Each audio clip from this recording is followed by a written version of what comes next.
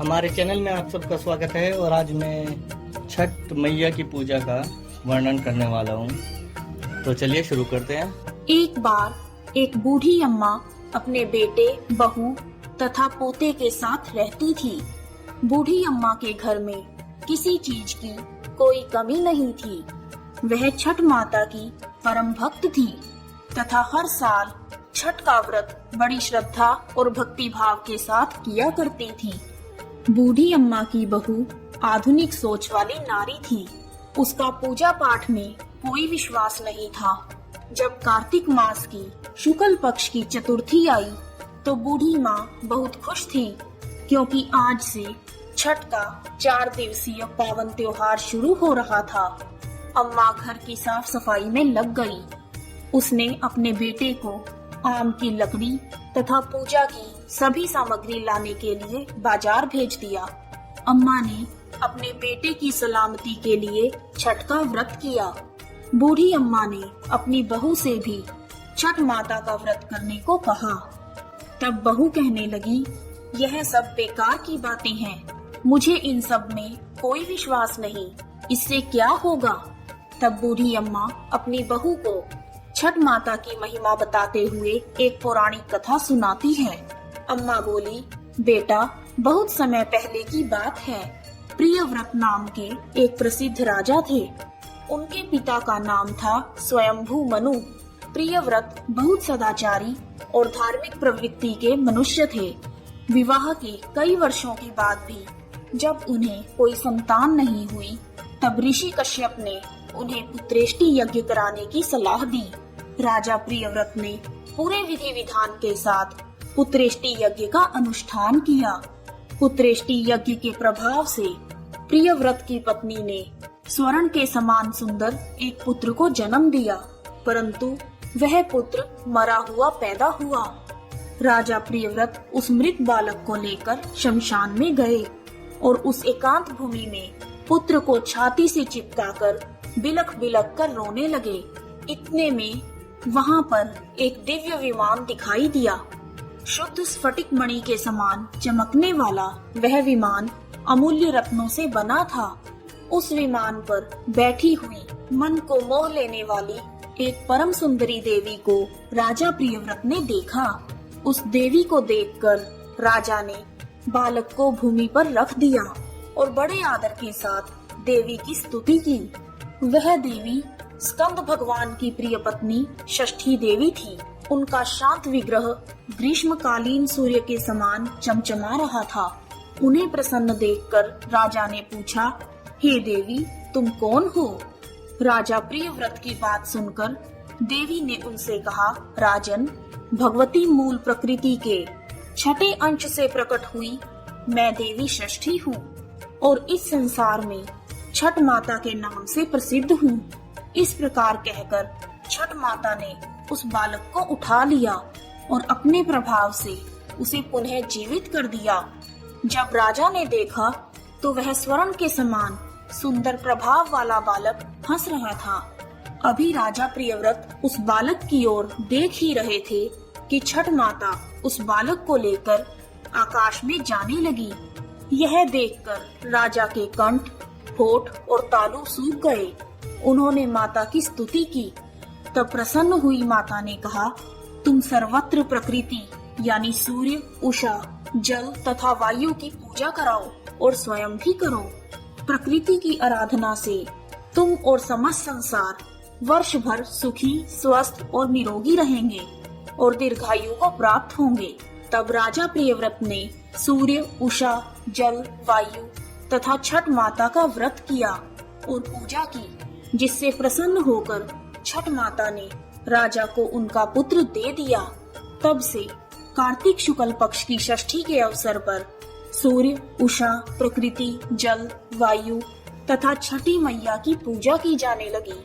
तब बूढ़ी अम्मा ने बहू से कहा, बेटी, छठ माता की महिमा तो ऐसी है कि स्वयं भगवान श्री राम तथा सीता माता ने भी छठ का व्रत करके भगवान सूर्य देव का आशीर्वाद प्राप्त किया था। महाभारत काल में दानवीर कर्ण और पांडव भी छठ का व्रत किया करते थे। यह सब सुनकर वह आधुनिक युग वाली बहू बोली, ये सब मनगढ़ंत कहानियां हैं, मैं इन पर विश्वास नहीं करती।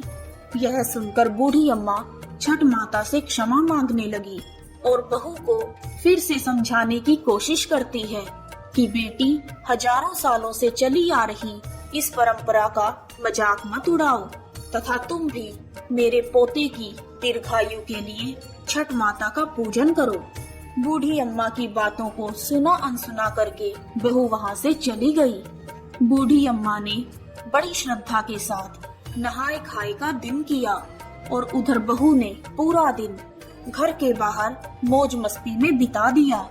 अगले दिन छठ के पर्व का दूसरा दिन यानी कार्तिक मास की शुक्ल पक्ष की पंचमी आई, जिसे खरना या लोहंडा के नाम से जाना जाता है।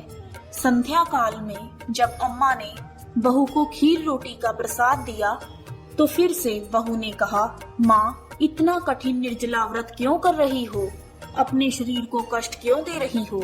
इसका तुम्हें क्या फायदा होगा? यह सुनकर बूढ़ी अम्मा ने बहू को फिर से छठ माता की महिमा समझाने की कोशिश की, परंतु बहू ने उन सभी बातों को अनसुना कर दिया और अपने कमरे में जाकर सो गई। वैसे तो बूढ़ी माँ कई साल से अपनी बहू को छठ माता की महिमा बताने की कोशिश कर रही थी और हर साल उनकी बहू इसी प्रकार सुना अनसुना कर देती थी, परंतु इस बार ना जाने क्यों अम्मा का दिल बहुत घबरा रहा था और वह बार बार छठ माता से प्रार्थना कर रही थी, माँ, यह बच्ची नादान है, इसे क्षमा करना, यह आपकी महिमा को नहीं जानती, माँ, इसे क्षमा करना। अगले दिन कार्तिक मास की षष्ठी थी। सब लोग पूजा की तैयारी में जुटे थे, परंतु बहू अपने कमरे में सो रही थी। वह बहुत देर से उठी और उठकर बहू ने पास पड़े हुए अपने बेटे को उठाना चाहा, तब बेटे ने जवाब नहीं दिया। यह देखकर बहू बहुत घबरा गई और भागी भागी अपने पति और सास के पास गई और उन्हें यह सब बताया। बहू की बात सुनकर बूढ़ी अम्मा और उनका बेटा दौड़े दौड़े कमरे में आ गए और उन्होंने बच्चे को जगाने की कोशिश की, परंतु वह नहीं जगा। फिर वह तीनों बच्चे को लेकर अस्पताल गए। डॉक्टर ने बच्चे की जांच की और देखा कि बालक की तो सांसें ही रुकी हुई हैं। डॉक्टर यह देखकर हैरान हो गए कि इतना छोटा बालक जो बिल्कुल स्वस्थ था ऐसे कैसे जा सकता है, परंतु विधि का विधान और प्रकृति का नियम कहकर डॉक्टर ने अपने हाथ खड़े कर दिए। तब बच्चे के माँ बाप तथा दादी रोते बिलखते बच्चे को लेकर अस्पताल से बाहर आ गए। बूढ़ी अम्मा का दिल तो पहले से ही घबरा रहा था। पोते की सांस चले जाने पर अम्मा की जुबान पर केवल यही शब्द थे, हे छठ माता, क्षमा कर दे, मेरे पोते के शरीर में सांस भर दे। तुम तो पुत्र देने वाली हो, उनका पालन पोषण करने वाली हो, तुम समय से पहले उनके प्राण कैसे ले सकती हो? यदि हमसे कोई भूल हुई है तो हमें क्षमा कर दो माँ। उसी समय कहीं से एक अनजान औरत वहाँ आ गई और अम्मा की बहू से कहने लगी कि छठी मैया किसी के भी असमय प्राण नहीं लेती। तुमने अवश्य ही कोई ऐसी भूल की है जिससे माता बहुत नाराज हो गई है। आज छठ का पावन पर्व है, पूरी श्रद्धा से छठ माता को याद करो और विधि विधान से माता का व्रत करने का संकल्प करो। तुम्हारा पुत्र अवश्य ही जी उठेगा। शोक में डूबी हुई माँ के लिए यह शब्द उम्मीद की किरण लेकर आए और ना जाने कहां से एकदम बहू के अंदर श्रद्धा का संचार कर गए। बहू ने आंखें बंद करके छठ माता को याद किया और विधि पूर्वक छठ का व्रत करने का संकल्प लिया। जैसे ही बहू ने आंखें खोली तो उसने देखा उसका बच्चा आंखें खोलकर हंस रहा है। यह करिश्मा देखकर सब परिवार वाले और डॉक्टर आश्चर्यचकित हो गए। बच्चे को जीवित देखकर जैसे ही बहू ने उस अनजान औरत को धन्यवाद करने के लिए सिर घुमाया तो देखा कि वहाँ कोई नहीं है। वह समझ गई कि वह साक्षात छठ माता ही थी जो उसे स्वयं इस व्रत की महिमा का ज्ञान कराने के लिए आई थी। उसके बाद बहू ने बूढ़ी अम्मा के साथ मिलकर पूरी श्रद्धा से पूजा की तैयारी की और शाम को घाट पर जाकर सूर्य देव को संध्या अर्घ और अगले दिन उषा अर्घ दिया। हे छठ माता, जैसे आपने अनजान औरत के रूप में आकर बूढ़ी अम्मा के पोते की रक्षा की, उसी प्रकार हम सबके परिवार की भी रक्षा करना, हम पर अपना आशीर्वाद बनाए रखना। जय छठ मैया।